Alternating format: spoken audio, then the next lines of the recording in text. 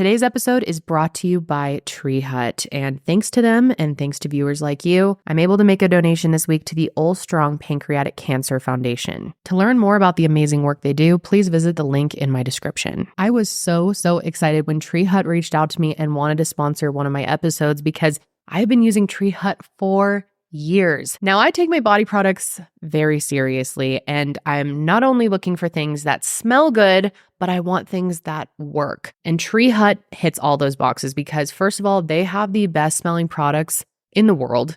They just smell so good. They have a 6-oil blend in all their scrubs: coconut, evening primrose, avocado macadamia, sweet almond, safflower, and orange oils. All of their lotions are formulated with ceramides and squalane. They provide enhanced hydration that creates a healthy and nourished skin barrier. I truly can't tell you how much I love this brand, and I know you will too. They're available at Ulta, Target, and Walmart. Okay, one quick smell for the road here. So good. Thanks so much, Tree Hut, for sponsoring my show. You can check out the full collection by clicking the link in my description.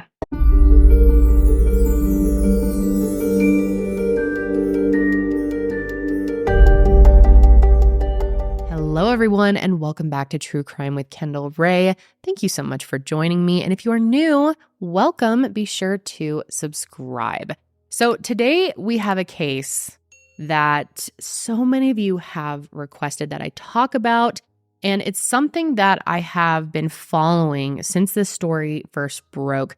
I actually started doing updates on it on my podcast, The Sesh, which is a commentary and current events opinion podcast. So we did quite a bit of coverage on it there, but I wanted to really dive in and do a full overview. Yet again, we are talking about someone who faked an illness, someone who faked cancer, which I've covered a few cases like this in the past year, and it is just mind-blowing to me how many people do this. And this time we're talking about Maddie Russo, who is also a TikToker and went to pretty extreme lengths to convince people that she had cancer. Now, what's different between Maddie Russo and Elizabeth Finch, who I covered earlier this year, is she was held accountable for her actions. Although some people argue that it wasn't quite enough of a punishment, but we will get into all of that. But before we get into Maddie's story, I have just a tiny announcement.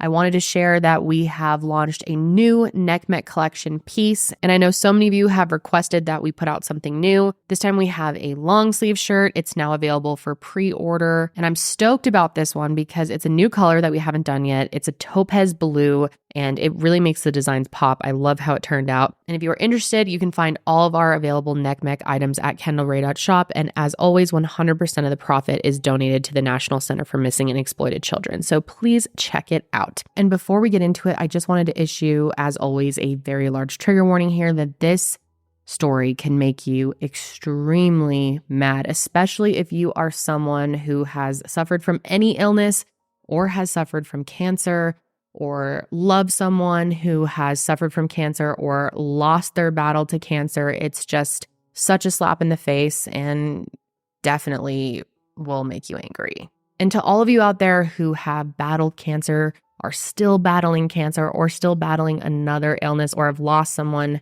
to cancer or another illness, I just wanted to say I'm sorry that there are people out there that do these things. It is hard to wrap your mind around how anyone could be this twisted, but that's the world we live in.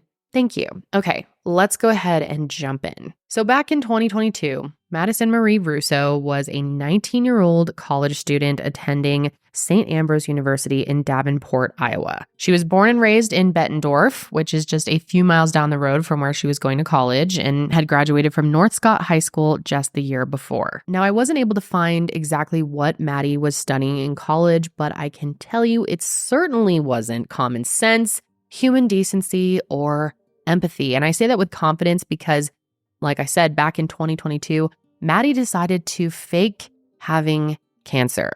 That's right. And not only did she do this, which would just be terrible in general to do to your family and friends, but she did this very publicly. And as you probably know, TikTok really rose to popularity during the pandemic. That's when I first discovered TikTok and started using it. And for many people, It's a source of entertainment. It's a way to just scroll and, zone out for hours on end. But it also can be a great source for education and for awareness. TikTok can really be a place for people to connect with others who have the same interests or are going through things that are similar to what they are going through in life and feel a sense of community and support. And what's pretty cool about TikTok is you are able to connect with people outside of your inner circle. I mean, even on Instagram, you sort of have to, put in work to find people to interact with that you don't know. But on TikTok,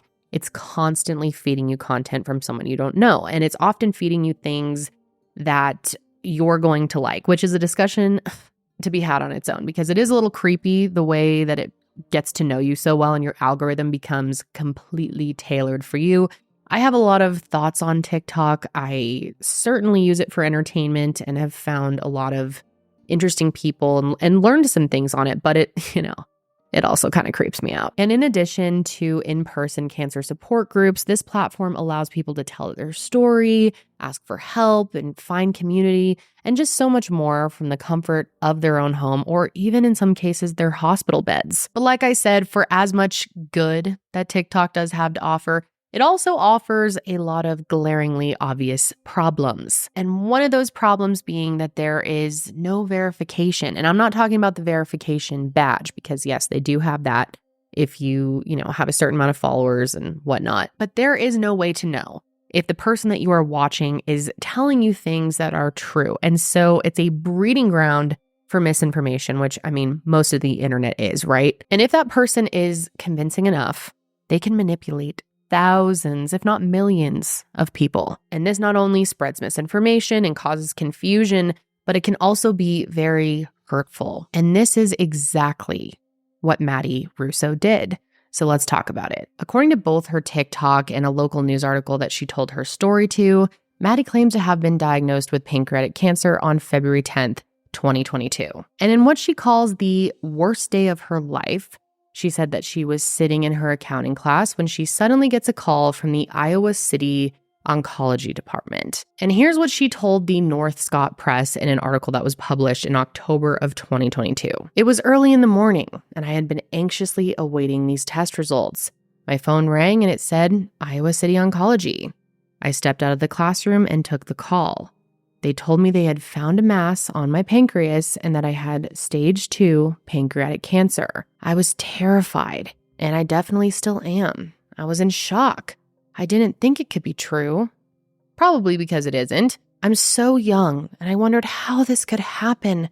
I went through all the emotions, and I was pretty numb. Now, of course, this call didn't just come out of the blue. So how does Maddie say that she first began noticing that she was sick? Well, she says that she began feeling a little off. She started experiencing sporadic fevers, bloody stool, and random nosebleeds. So when her annual checkup at the doctor came along, she obviously told them what was going on. And from there, she says they checked her white blood cell count, and it came back not in normal range, which then led her to additional testing at the University of Iowa's oncology department. So after she gets this phone call with them and was diagnosed with pancreatic cancer over the phone, she says that she wanted to collect herself, being the trooper that she is, and went back inside to finish the class. And that sentiment is going to be sort of a theme here. Maddie liked to often point out that even though she was battling cancer, she was still able to maintain a 4.0 GPA, go golfing, and other stuff like that, which to me is one of the most egregious things that she did. I know that cancer affects everyone differently and that there are people who are still able to maintain their typical lifestyle for the most part, but there are also a lot of people who just can't. There are people out there who aren't able to finish school, aren't able to maintain a high GPA, aren't able to do the things that they love or accomplish goals or have kids, things like that. For many people out there, cancer can really limit their lifestyle. And again, I'm not saying that's everyone with cancer, but for a lot of people, those things just become so difficult and so out of reach. And without getting too ahead of myself here, since Maddie was exposed, people with cancer have come out and say that they felt terrible about themselves because Maddie made life with cancer look so easy online. I've been keeping busy with doing golf, so I've been golfing, and just when I feel good, just try and golf. So the fact that she seemed to sort of brag about how she was able to maintain everything and sort of glamorize it all just really pisses me off. And I'm sure a lot of you feel the same. But I'm getting ahead of myself here, so let's get back to her story. So after being diagnosed with pancreatic cancer, Maddie shared that doctors were unable to perform surgery to remove the tumor on her pancreas. And she said that the mass was on the tail of the pancreas, and it would end up being more harm than good to try to remove it. And then sometime after learning this, she was told that she had only an 11% chance of survival for 5 years. So at that point, she goes online and shares this information and makes it a point to say that she doesn't know if she'll live to see the day that she graduates college, gets married, or becomes a mom, which is a devastating reality for so many people out there. And I can't imagine having that realization. And so you can hear it straight from her. Here's a clip from her since removed TikTok page where she talks about her diagnosis. February of 2022, I had yearly lab work done just with my primary care provider as a standard checkup. And aside from starting to feel just a little bit off, my lab work came back and my white blood cell counts were not in normal range. So further testing was then done. And on February 10th of 2022, quite possibly the worst day of my life occurred. I got the call from my oncologist, and they found a mass on my pancreas, and I had stage 2 pancreatic cancer at just 19 years old. Scared is an understatement. I was terrified, and I definitely still am. But I'm really glad I went to my yearly health check because it would have been so easy to just skip it and say I'm fine. So please take my experience and get regular lab work done, because the sooner you catch anything that is wrong, the better chance of outcome and survival you would have. And it really could save your life, like it did mine. It's a very lonely and isolating disease. So please don't take for granted enjoying every moment in your life, even the little ones. Please check in on your friends that seem strong, as those people are often the ones that are struggling the most. They appear like they carry it well, however, they are being weighed down. Advocating for other patients and inspiring individuals along the way has been a coping mechanism for me, and I hope this story has inspired you as well. You know, when you get knocked down 9 times up, you stand up 10 more times. Every single day, I go to war with myself because in order to survive, I have to fight like hell.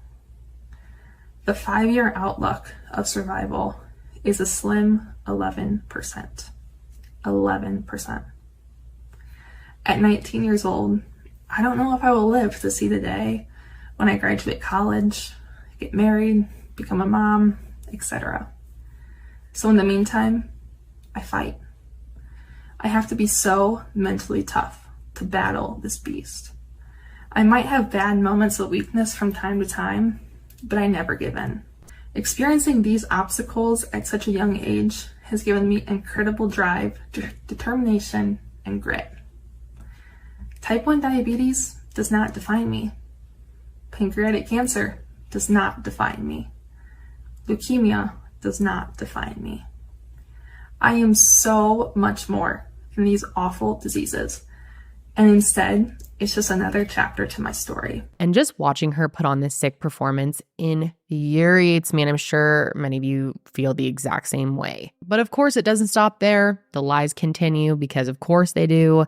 So let's continue on. Just 4 days after being told she had an 11% survival rate, Maddie claimed she began her battle with what would end up being 15 rounds of oral chemotherapy and 90 rounds of radiation.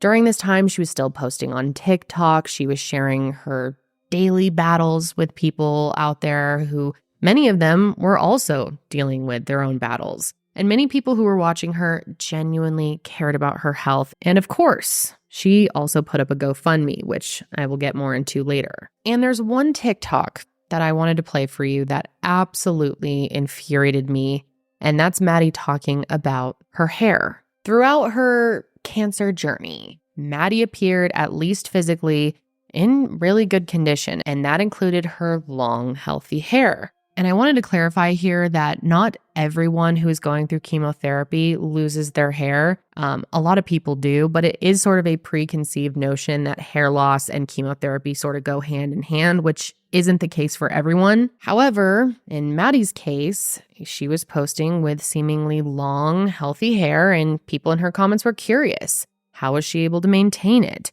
What does she tell people? Well, when she explained it, not only did she attribute that to the brand of oral chemotherapy that she used, but she also said it was because she was taking biotin. Yes, biotin, the supplement. That's right. And I don't want the biotin girlies out there to come for me. I mean, biotin is a great supplement, but it is such a slap in the face that Maddie attributed not losing her hair to this supplement to give people with actual cancer hope that biotin can save them from a very traumatic side effect of chemo, which, let's remember, she never even did chemo, is just, in my opinion, so beyond fucked up. Biotin, collagen, and keratin are crucial vitamins that are shown to help with like hair, skin, and nail growth. It's by the brand Well Labs. It's a beauty complex, but you can go to welllabs.com, or I'm sure it's on Amazon. But I've been taking these. I've noticed a huge difference with my hair too. So that's been another really great product I think that's helping. And of course, the lies continue. 3 months after she started chemo and radiation, she explains to her followers that she got good news, that the doctor said the tumor was shrinking, but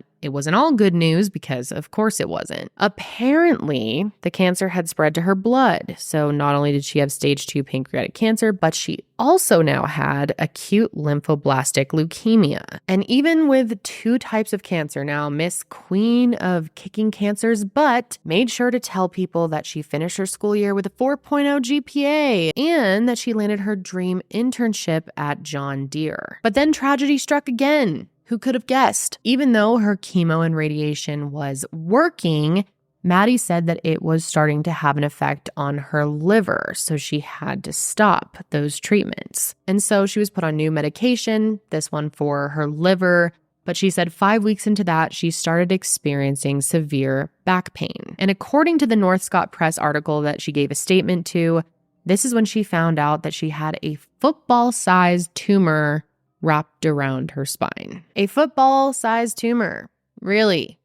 Okay. I mean, at least make it believable. And if you've lost track of the lies at this point, let's do a little recap, shall we? Maddie now has 2 types of cancer, a football-sized tumor around her spine, and all the while she is kicking ass in school, playing golf, and more. And she also mentioned in that article that years before all of this, she was diagnosed with type 1 diabetes, which I don't know if that's a lie, but if it is, what's the point? I don't know. But either way, here's a few more clips of Maddie talking about everything so you can really get an idea of just how committed to these lies she actually was. It's days like these that are hard, and I try my best to stay positive and think that, after my chemo is after my week of chemo is done, after, round 3 is done, and I get, a break until the next round of chemo. But sometimes it's hard to think like that when you're in so much pain and discomfort and everything is just going the wrong way. And hey, just a reminder,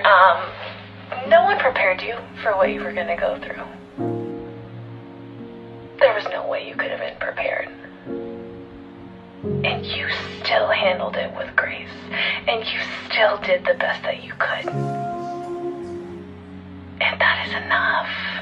But sometimes I just need to step back and, get reminders from friends and family like, Maddie, it's okay if you can't make it to the gym today. It's okay if you show up to the gym and you walk for 15 minutes and your body is like, nope, you can't do this, and you go home. I'm too sick from treatment where I can't go anywhere, I can't do anything, can't get ready, I just lay in my bed and puke, and it's just extremely physically exhausting, but also the mental part of it, I think it's 10 times worse. And I can't tell Maddie's story without talking about how she manipulated people and nonprofit organizations into supporting her financially and emotionally. So let's get into all that now. I mentioned earlier that a GoFundMe was created because of course it was, and it was created with the intention of soliciting donations to help pay for the cost of Maddie's treatment. It launched on March 2nd, 2023, just a few weeks after she was diagnosed. Now, I don't know if Maddie herself created the GoFundMe or if a family member or friend may have done it for her, but either way, it certainly didn't stop her from collecting the funds. Now, the GoFundMe has, of course, been deleted by now, but there are screenshots and I'm going to read them to you. On February 10th, 2022, Maddie Russo found out that she has pancreatic cancer and has been going to battle ever since to win this war. Maddie is currently undergoing vigorous chemotherapy and radiation treatments that make her very sick. But just like the Maddie we all know, she never gives up and is a fighter. As one can imagine, this diagnosis has been very hard on Maddie's family. Just like with any cancer diagnosis, the cost of medical bills, gas, meals, and expense can be a burden. And that is something this family should not have to worry about. If you are able to, donations would be greatly appreciated to help cover medical expenses and allow Maddie to focus on one thing only, which is to show that she is stronger than cancer and will beat this. Please donate/share if you can. And with all this, there's both so much to say about it and at the same time, nothing at all. And this is where a crime actually occurs. At this point, I have covered several stories of people who fake cancer, and I always make it a point to say that lying isn't a crime. I mean, it's awful, but it's technically not a crime. But what is a crime is using that lie to solicit money from innocent, unknowing people who are just trying to be kind. And that's exactly what Maddie did. And in total, Maddie scammed $37,000 from 439 GoFundMe donors. And that number is just what she was able to get from GoFundMe. It doesn't include the private donations that she was also getting. She also received money and gifts from nonprofits, school districts, and other private citizens. And when it wasn't about the money, it was about manipulating people into supporting her. And she did that not only through social media, but through actual speaking engagement. The balls this girl has. So get this, Maddie was given the opportunity to be a guest speaker at her college, St. Ambrose University, where she was able to share her journey with the students and staff. And I so wish that there was video recorded of this because I'd love to hear the bullshit that she concocts on the spot. I mean, again, I just cannot imagine telling these lies in front of all these people. It's so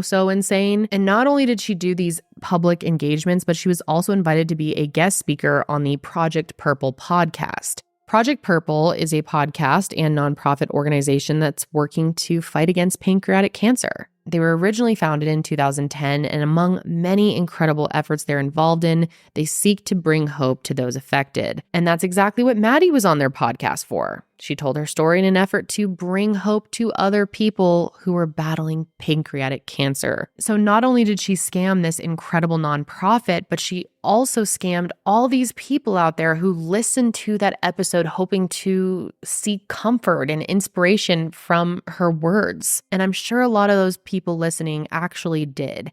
And even if her words were inspiring and comforting, it's really besides the point because everything she said was just rooted in pure evil and lies. Now, obviously, that episode has since been deleted with what has come to light now, but I do want to encourage anyone who is interested to check out Project Purple and what they're doing because it is truly incredible. Just to share a few things, Project Purple has invested almost $3 million to support groundbreaking research efforts focusing on early detection and curative treatments, and they've also directly funded several potentially life-saving studies. Plus, they offer a financial aid program to help ease the burden that comes with a cancer diagnosis. This includes assisting with living expenses, medical bills, and prescription costs. Project Purple has helped more than 1,200 families through their financial aid program, alleviating over $750,000 worth of daily living and medical expenses. And that's sort of just a glimpse at the amazing work they do. So if you're curious about Project Purple and want to check it out for yourself, I will have their information linked in my description. And sadly, but not surprisingly,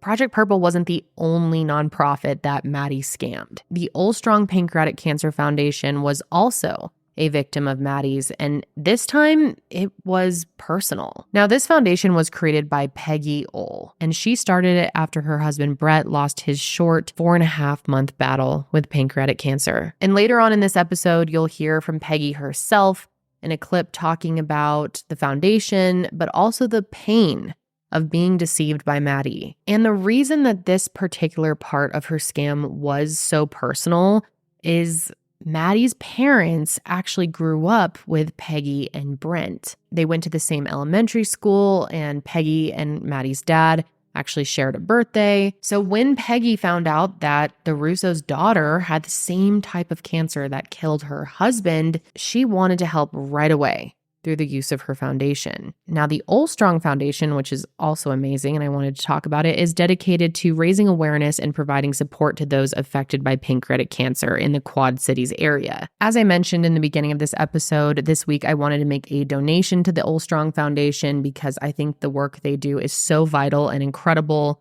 And I will have it linked below if you would also like to make a donation. But anyway, Peggy decided to provide Maddie with what the foundation provides everyone that they help: emotional guidance, support, as well as a $500 gift card. And even though it doesn't completely wipe away the financial burden that comes with cancer, it certainly can be a massive help. And of course, Maddie accepted everything that Peggy offered her, even though she knew that she was deceiving her and that those resources could have gone to someone who is actually sick and needed it. And if you thought that was the end of Maddie's nonprofit exploitation tour, you'd be wrong. Now, the next part of her scam has been misreported online, which made my initial coverage on my other podcast very confusing. We were very confused trying to figure this out. I wanted to clear some of that up here. Basically, there are reports online that say that Maddie was a guest speaker for a pancreatic cancer foundation. However, the reporting on what that foundation was is kind of all over the place and is often misreported. Even though some sources say that she spoke at the National Pancreatic Cancer Foundation, it was actually the National Pancreas Foundation. And they do sound similar, so I can see how there was some confusion about this. Like I said, I was certainly confused back when I first started looking into this, but they are very different. In fact, the National Pancreatic Cancer Foundation even came out with a statement after Maddie was exposed saying they never had contact with her. There's even a photo of Maddie giving this speech on a podium, and you can see that it says National Pancreas Foundation. So I'm not sure why this was misreported so many times, not to mention the fact that she posted on her Facebook account and tagged the National Pancreas Foundation and that she was honored to speak at the event. Plus, this foundation released a statement of their own, which does make it seem like they did, in fact, work with Maddie in some capacity. The statement reads, "The National Pancreas Foundation does not condone the actions of Maddie Russo regarding her deceit to fraudulently secure donors for her false cancer diagnosis. There are thousands of patients, families, and caregivers battling this terrible disease, and Miss Russo's actions have taken away valuable resources from these patients." They even tweeted out a link to the video where she spoke, but that video has since been removed. And it doesn't stop there, because lastly, Maddie also took advantage of the Nikki Mitchell Foundation, which is another pancreatic cancer nonprofit that helps support those who are diagnosed. And although there is less information on her deception here, we do know that she utilized their time, effort, and resources and took those things away from people who actually needed it. And I just can't wrap my mind around how she was able to sleep at night doing these things to these incredible organizations, ripping these resources away from people who actually needed them. I mean, it's just pure evil. But of course, her charade just couldn't go on forever because people online eventually started to see right through her bullshit. On Wednesday, January 11th, 2023, anonymous witnesses reported Maddie to the Eldridge Police Department. These people met with officers to point out the medical discrepancies they saw on her social media and also point out the fact that she was soliciting money for what they believed to be a fake cancer scheme. They called these medical discrepancies terrible, life-threatening inaccuracies, meaning that the placement of her medical equipment, if it were actually real, was so inaccurate that it actually could have killed her. And these people also pointed out that a lot of her photos were taken at home. not at an actual hospital or doctor's office. And luckily, it didn't take investigators long to confirm it, because after they subpoenaed her medical records, they figured out quickly that Maddie had never been diagnosed with cancer. Therefore, she had been fraudulently soliciting money from both private citizens and these nonprofits, which is punishable by law. And so on January 3rd, Maddie was finally arrested on the St. Ambrose campus and charged with theft by means of deception. Then Maddie was booked into the Scott County Jail, where she was held for 4 hours before paying her $10,000 bail. And I honestly wonder what she was thinking at that point while she was sitting in jail. I mean, did she think the jig was up? Did she think she could somehow continue the lies or convince them that it was all true? I mean, it's interesting to think about. But no matter what she was thinking, it was finally time for her to face the consequences of her shitty and evil, in my opinion, actions. And she was actually facing up to 10 years in prison for all of this. And after her arrest, officers executed a search warrant at her home, and inside they found, quote, items of evidentiary value. During their search, they seized many items, including her gray Kia Sportage, a brown paper bag with medical supplies, bank records, an IV pole with a feeding pump, 2 boxes of transparent dressing, a wig, cash, and nausea pills prescribed in the name of a relative. Scott County authorities also seized $33,230.76 from 3 separate bank accounts, 2 belonging to Maddie and the third a joint account between Maddie and a family member. Now, once the word got out that Maddie was a big fucking liar, the internet went crazy, and rightfully so. And some of you may have seen the TikToks out there of people trolling her, and honestly, a lot of them are absolutely hilarious. People pointed out the fact that she put in her feeding tube wrong, and that the placement of her chemotherapy port was just straight up medically inaccurate. It says this process is not short, but years ahead. Yet she's still smiling even with feeding tubes and IV poles. Let me show you the pictures. Here's our girl with her feeding tube that's not primed. Looks like TPN. Let's go closer to her nose. Is that the end of the feeding tube? What is going on with that chest port? I am not a chemo nurse, but this doesn't look like a port to me. The dressing is really screwed up. To me, it's giving G-tube vibes with that little circular piece right there. This was on her GoFundMe. Shut up, it is not. Yes, it is. No, it's not. Yes, it is. And if you want to see more, just type in Maddie Russo on TikTok. There's endless content on it. But I do want to recognize that even though there are a lot of these trolling videos, there were also a lot of people out there who were emotionally harmed by Maddie in a big way. I mentioned it earlier, but there were real cancer patients that were following Maddie for support. And a lot of them felt badly about themselves for not being more like her. And I just don't understand how she could have read those comments and knew that she was lying to all these people and not have felt terrible every second of her day. And it came out that Maddie stole other pictures from people who were actually sick from their social media accounts and tried to pass them off as her own, which reminds me a lot of Scamanda, which I recently covered as well. I'll have that linked below if you hadn't seen that one. And it's also been reported that Maddie likely stole some of her story from a girl named Charlie Earl Pelding. Charlie lived in the Quad Cities area, had cancer, and was supposedly friends with Maddie. And people started to see that their cancer journeys sort of mirrored one another. And obviously, Charlie's story was real, and Maddie's was not. And listen to how fucked up this is. Poor Charlie ended up losing her battle to cancer, and Maddie had the nerve to post about it. This just absolutely breaks my heart. Charlie and I would text each other daily, talking about the ups and downs of both our battles with cancer, and she was seriously just a sweet, genuine soul. We were the same age, lived within minutes of each other, and could relate to each other 100%. My last texting conversation was just one day before she earned her wings. Rest in peace, Charlie, and fly high. Until we see each other again, you will always be our queen. I mean, there are so many things wildly wrong with that. One thing that really stuck out to me was that she said we could relate to each other 100%. What? No, you could not, because you were not sick.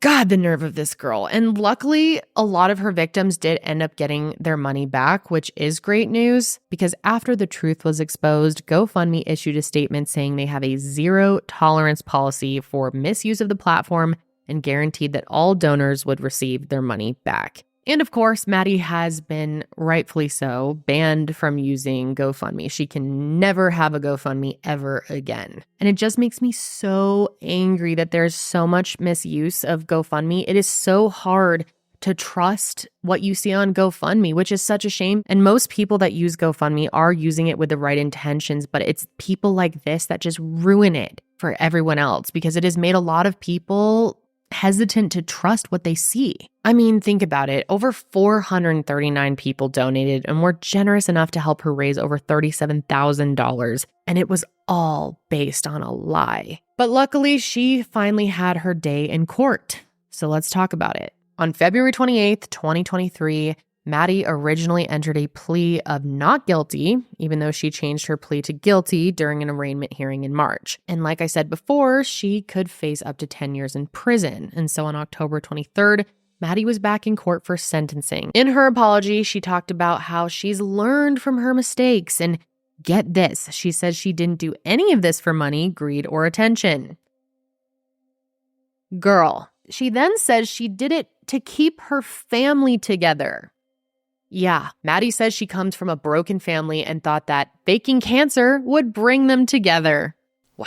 As you can tell, I'm getting quite heated and having trouble finding the words here, so let me just play a clip of her statement.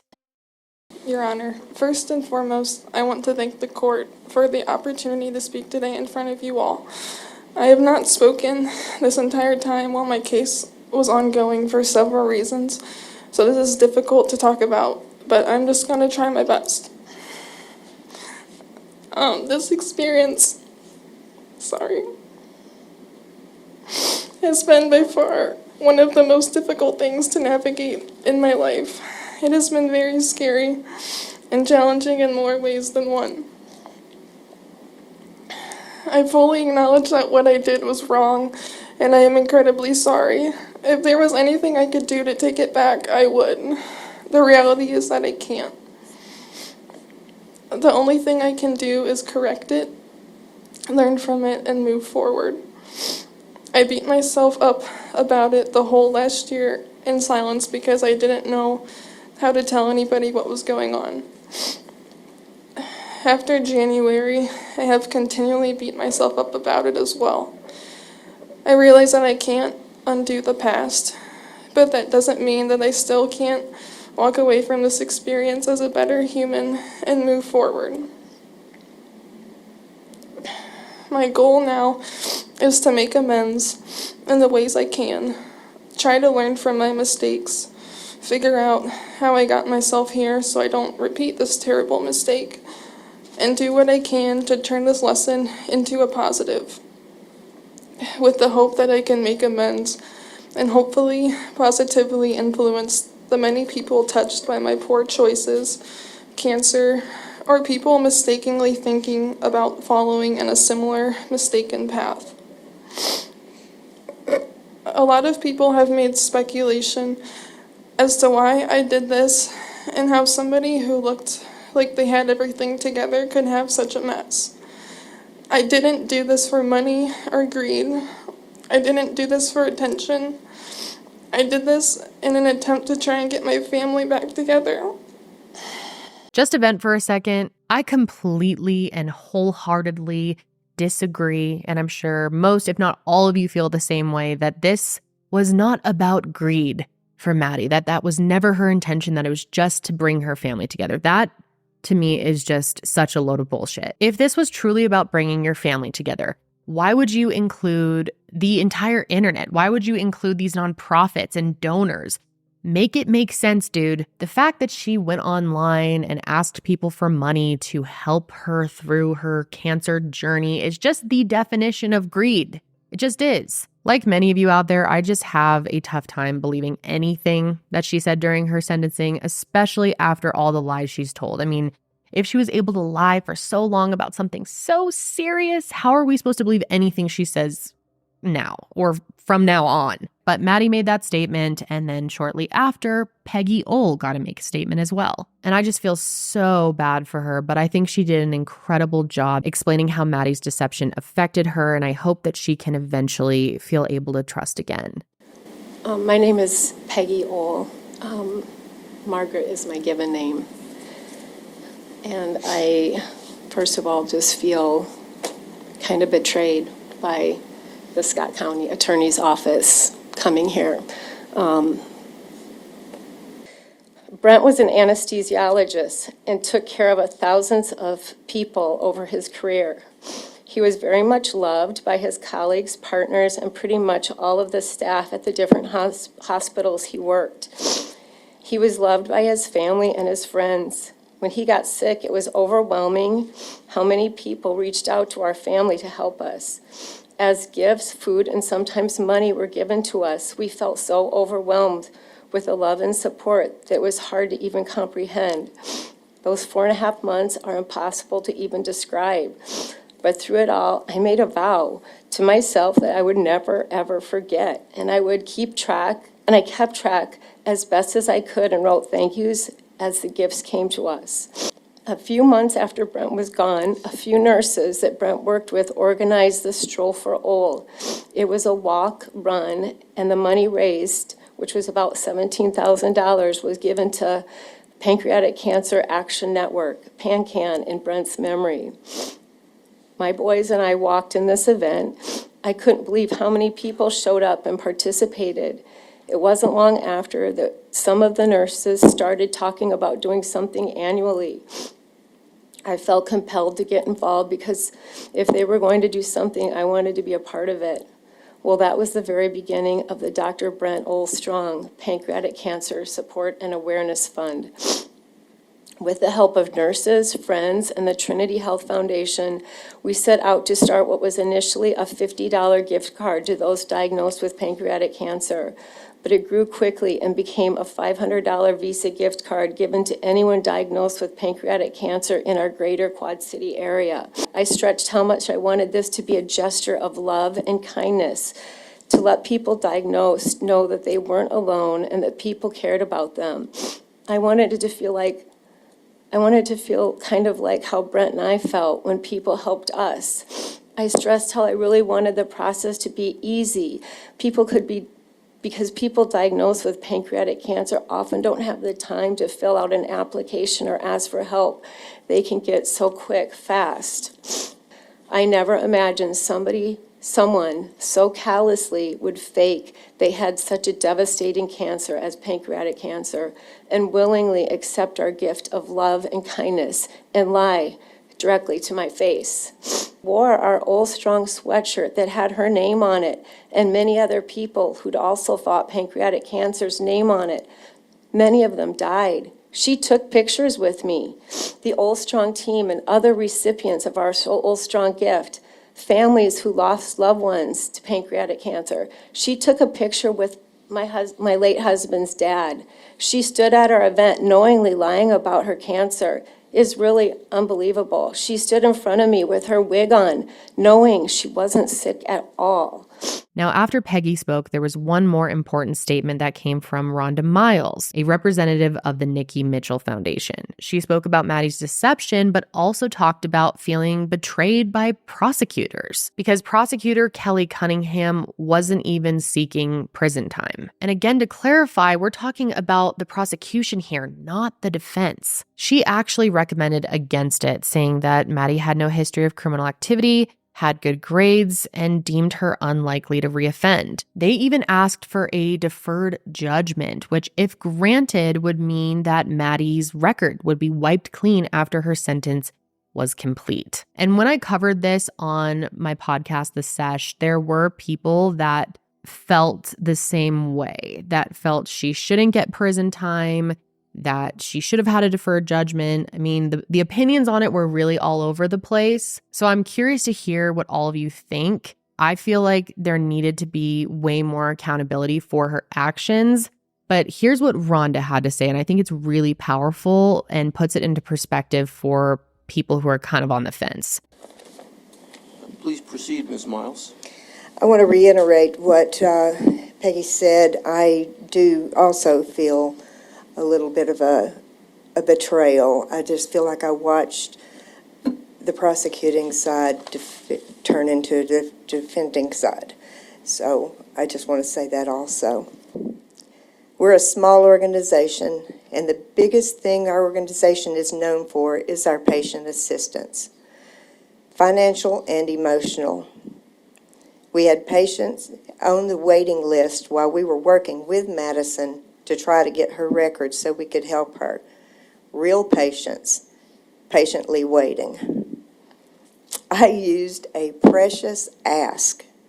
Madison, I used to ask with the world's best pancreas surgeon to get you a second opinion. And that's hard to get. And you took that precious ask away from a deserving pancreas cancer patient. It's disgusting. It's disgusting. Now, while the judge did ultimately agree to keep Maddie out of jail, she said that a deferred judgment would just send the wrong message, and I completely agree. He believes that what Maddie did was not a momentary lapse in judgment and believes that anyone who deals with her in the future should be aware of the criminal scheme that she was once involved in. And I'm really glad he at least did that, because I think that giving her a deferred judgment would have been a huge, huge mistake, that people absolutely need to know what she did and that she needs to be held accountable in at least that way. I think it sends a message to other people who could do something like this, which we are seeing it more and more, and people need to know how serious it is. But in the end, 20-year-old Maddie Russo was given a suspended 10-year sentence and ordered to 3 years of probation. She has to pay $39,000 in restitution in addition to a $1,370 fine, plus complete 100 hours of community service. And in order to stay out of jail, Maddie must stay out of trouble for the next 3 years, which of course only time will tell. Now, I'm really, really curious to hear all of your opinions on this. I know they're going to be all over the board. Me personally, I don't think this was enough. I think 10 years in prison would have possibly been too much, but I just don't think this was enough. I know she was young, but it concerns me with how many people we're seeing doing this more often. I just think it can't be stressed enough how wrong what Maddie did was and how it will have lasting effects on people for years to come. Yes, those people got their money back, and that's great. It still caused emotional harm for them and for others who were just manipulated by her, even if they didn't give to her financially, but also all of those nonprofits who can't get their time back. It is so frustrating that people do this, but I think it's incredibly important to cover these stories, to make people aware that these types of schemes do take place and that you've got to be careful, which again, really sucks for those out there who are battling cancer or other illnesses and need that help and support. You know, this just hurts them so much. And that's why I think there needs to be more serious consequences for actions like this. I know I've shared a lot of my personal opinion here, but I definitely want to hear from you. So let me know. But that's going to be it for me today, you guys. I will be back next week to discuss another case. But until then, stay safe out there.